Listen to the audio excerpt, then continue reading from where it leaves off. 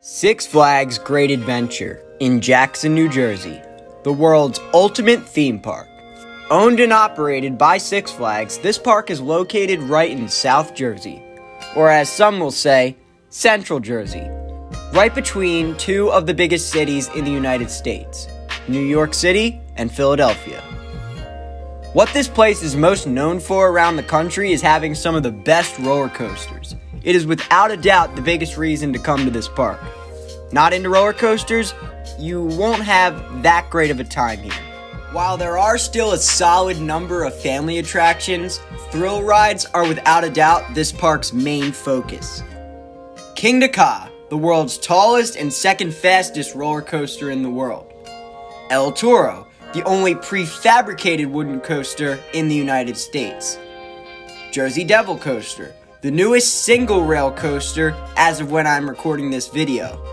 And a number of coasters from Swiss roller coaster manufacturer Bolliger & Mabillard, or B&M for short. That includes Nitro, Superman Ultimate Flight, Medusa, Batman the Ride, and Green Lantern.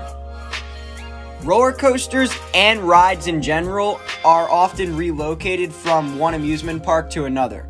And every one of those rides from B&M I just mentioned were built for Great Adventure, except for one of those rides. And that ride is Green Lantern, the park's stand-up coaster. I'm sure a lot of roller coaster fanatics, like myself, watching this video know exactly where I'm going with this.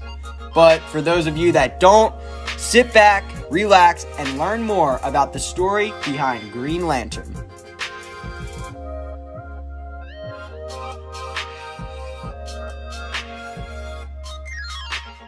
Six Flags Kentucky Kingdom. This park opened as just Kentucky Kingdom in 1987. But by 1998, Six Flags had taken ownership and the park was completely transformed and rethemed with just about everything you can find at your local Six Flags park today. Warner Brothers properties were introduced to the park, including DC Comics and Looney Tunes, and more advertisements were put up throughout the park, along with a new season pass system. Chang. Opening in 1997, striking an all-yellow color scheme at the time, this ride was a big investment for Kentucky Kingdom. However, it went through a lot of changes throughout its time in Kentucky. Around 1999, its track was painted lime green, and the support columns were painted violet. In early 2006, the track was returned to its original yellow, but the supports were painted blue. Six Flags, being the company that they are, originally announced that the ride would have a DC Comics re-theme, along with T2.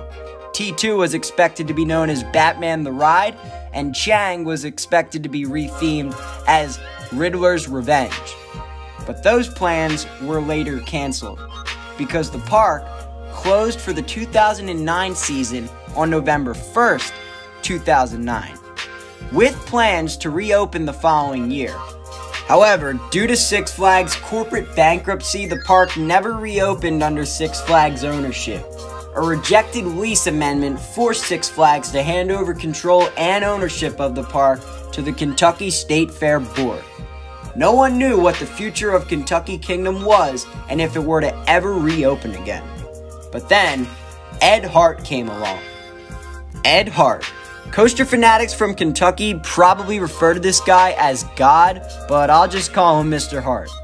Mr. Hart, regarded around the theme park industry as an awesome individual, and his team bought the park from Six Flags for $2.35 million. They knew things were going to have to change. For one, removing all IP that Six Flags owns, DC Comics and Looney Tunes, and of course, the removal of certain rides to make room for future attractions. On July 5th, 2010, Six Flags Great Adventure announced that Great American Scream Machine would close on July 18th to make way for a new attraction the following year. This automatically started to spark rumors that Chang would move there in 2011. In 2011, the movie Green Lantern starring Ryan Reynolds came around, so it was the perfect time to announce that the ride would not be reopening as Chang, but as what we know it as today, Green Lantern. After months of hard work, the ride was ready to open on May 25th, 2011. Did they make it? Yup. The ride opened to the public on May 25th, 2011. To this day, I find Green Lantern to have mixed opinions. Some love it, some hate it. I personally really enjoy this ride.